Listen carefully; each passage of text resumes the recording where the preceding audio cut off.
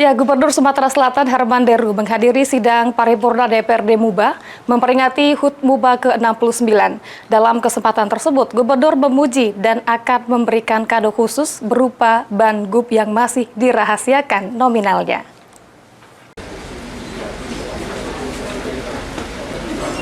Gubernur Sumatera Selatan Herman Deru secara langsung menghadiri sidang paripurna DPRD Muba dalam rangka HUT ke-69 Kabupaten Musi Banyuasin pada 29 September 2025.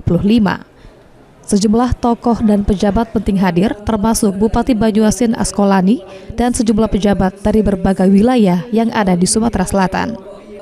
Dalam kesempatan tersebut, Herman Deru memberikan apresiasi atas kinerja Bupati M. Toha yang dinilai serius dalam mengurangi angka kemiskinan di Musi Banyuasin.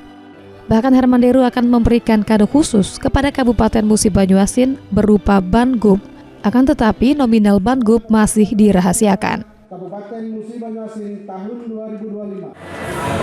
Toha Rohman yang menjadi ukiran sejarah, tapi ini bukan hal yang mudah. Setelah ini didapat, maka mempertahankan dan menurunkannya lagi itu bukan sesuatu yang mudah. Modalnya satu, kekompakan. Jadi sama dengan tagline Muba pada hari.